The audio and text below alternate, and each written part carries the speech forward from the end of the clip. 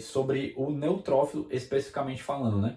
A especialidade do neutrófilo, podemos dizer assim, o que ele é mais especializado é no combate a quem? As bactérias, tá certo? E a função que ele exerce é o que? A fagocitose. Então o neutrófilo vai ter esse papel muito importante no combate às próprias bactérias, beleza? Então, falando, já que eu fiz essa apresentação mais geral do neutrófilo, agora faz mais sentido a gente dar continuidade e eu explicar como que o neutrófilo chega do vaso sanguíneo até o tecido, como ele faz esse transporte, tá bom?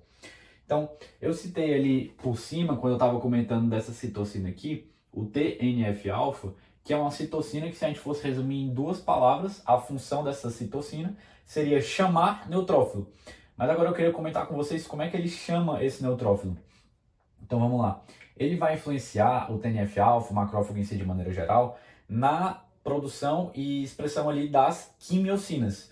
As quimiocinas, eu já defini para vocês citocinas, mas deixa eu definir agora também as quimiocinas.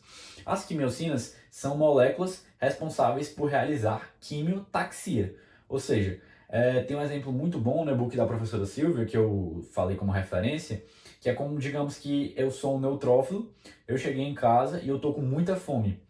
Eu já sei que tem uma lasanha na cozinha, mas eu não vi nem nada dela, como é que eu sei? Pelo cheiro dela.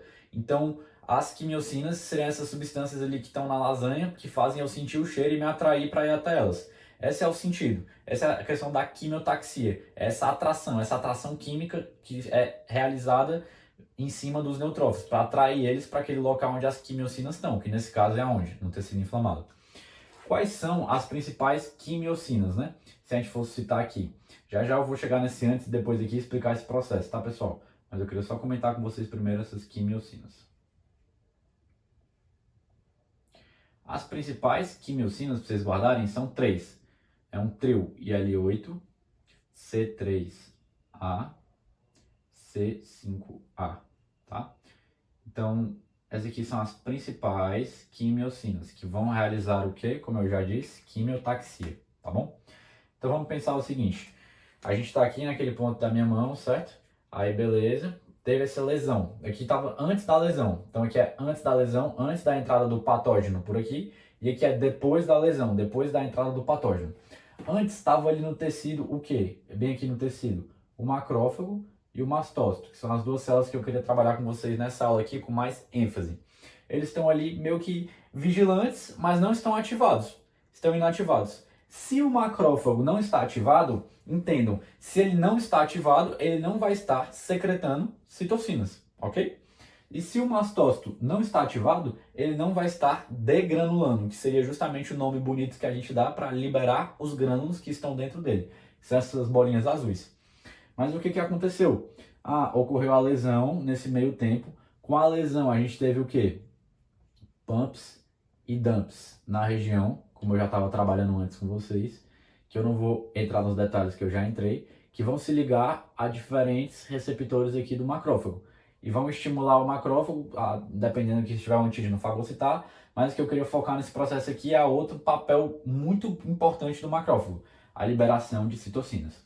Então vamos lá, ele vai liberar citocinas, essas três aqui eu já trabalhei com vocês, TNF, IL-6 e L1. Vamos só reforçar o seguinte, TNF-alfa, chamar os neutrófilos, e L1 e L6, principalmente, a produção de proteínas de fase aguda no fígado, é uma coisa que eu vou abordar já já com vocês.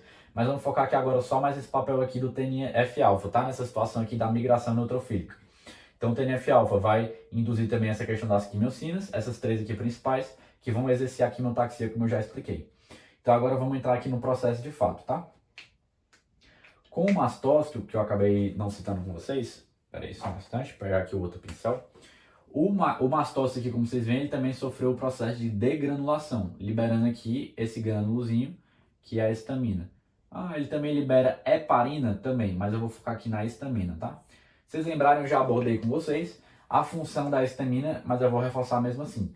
É realizar uma vasodilatação. Então aqui a gente tem um vaso que sofreu antes, né, e depois. Era para eu ter feito o vaso um pouquinho mais espesso, mas imagina que ele espessou um pouco mais, ele ficou um pouco mais, o diâmetro aumentou, ou seja, ele dilatou. Se ele dilatou, vai aumentar o quê? Coisa de matéria do S1, né? A parte circulatória. Vai aumentar o fluxo sanguíneo para a região. Se está aumentando o fluxo sanguíneo, está aumentando o aporte, a chegada de células de defesa. Quem que a gente está vendo aqui, principalmente? O próprio neutrófilo. Vou desenhar ele aqui. Então aqui tinha os neutrófilozinhos. Vou colocar ele aqui como é a estrutura mais fidedigna, né? Seria tipo o polimorfo nuclear, que a gente chama porque o núcleo tem um aspecto polimórfico, tá bom? Então aqui o neutrófilo, que imaginem ser vários, tá pessoal? Vou desenhar só um, mas aí ele foi chegando aqui, aí ele, beleza, chegou aqui mais na região do tecido inflamado, né? Que é depois de ocorrer a lesão. Só desenhar aqui e desenhar mais de um, vou ver. Esse aspecto dele polimorfo nuclear, por isso que ele também ganha esse nome, tá? Ele chegou aqui e a histamina, além de realizar essa vasodilatação, realiza uma contração do endotélio. O endotélio são essas células aqui, tá, pessoal? Da parte mais aqui do vaso, tá? Então, vamos lá. Esse endotélio sofreu contração, então vocês podem ver, ó, sofrendo contração, que no antes ele não está contraído.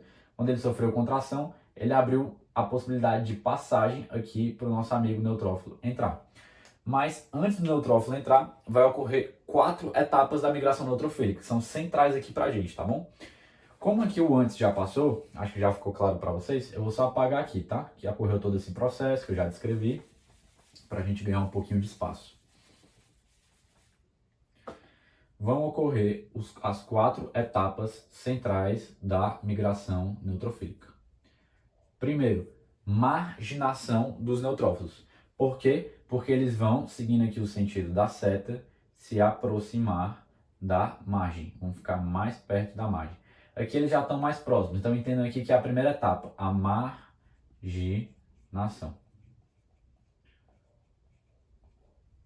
Depois da etapa da marginação, a gente vai ter a etapa do rolamento.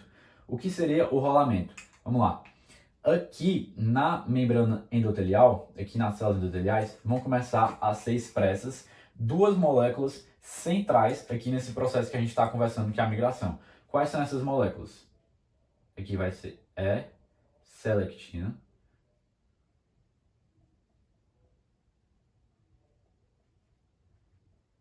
E o ligante, vou botar só L, tá? De integrina. Então vamos pensar o seguinte, ficou um pouquinho torto, mas é isso. 2 moléculas centrais sendo expressas, S-selectina e L-integrina, tá bom? O que acontece? O nosso neutrófilo, eu vou dar um zoom aqui nele, tá? Que a gente vai precisar. Que ele com o aspectozinho dele polimorfo nuclear. O neutrófilo, ó, vamos lá. S-selectina e L-integrina. O neutrófilo, ele apresenta uma molécula chamada de integrina, que adivinha, vai se ligar no L-integrina do endotélio, que é o ligante de integrina, tá? E ele apresenta uma molécula chamada de L-selectina. Para ajudar vocês a lembrarem que é o E, né, de endotélio-selectina, que é o L-selectina de leucócito, tá bom?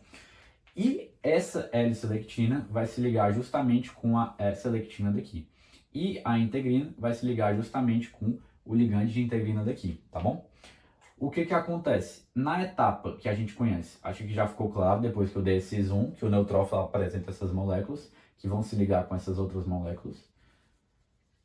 Primeiro, quem se liga é a selectina, só que é uma ligação fraca. Então ele liga e continua rolando, rolando. É só uma seleção. Selecionou ali os neutrófilos, mas não ligou com muita força. Então ele continua rolando. Na etapa que a gente chama de rolamento mesmo, tá? Após a própria ligação dele com a selectina. A E-selectina se ligando a L-selectina. Só que, é como eu falei, é uma ligação fraca, então ele continua rolando, por isso se chama rolamento. Depois vai ter a fase de adesão, ou seja, vai ligar agora a integrina com o ligante de integrina, ou seja, a integrina ali do neutrófilo com o ligante de integrina do endotélio. Quando isso acontecer, vai integrar, pense assim, integrar com mais força, ou seja, integrar vai aderir com bem mais força. Então vai ser a fase de adesão. E por último, vai rolar a famosa fase de diapedese, que é o quê? Qual é o destino final que a gente está procurando tanto aqui? É que esse neutrófilo finalmente conseguiu chegar no tecido, que está precisando dele para combater ali o que quer que seja, né? Essa fase de inflamação aguda. Então, vai rolar a diapedese, que é o quê? Ele vai realmente assim passar nesse espaçozinho aqui que ficou após a contração do endotélio. Ele vai passar de cá, perdão, do vaso sanguíneo para finalmente chegar no nosso tecido. E aqui ele vai exercer a sua função de excelência, que é fagocitar. Fagocitar quem? Quem é que ele é mais profissional em fagocitar? Apesar de também trabalhar no combate de vírus e fungos, ele é profissional em fagocitar bactérias. Tá bom? Ficou um pouco bagunçado o quadro, mas de maneira geral é isso.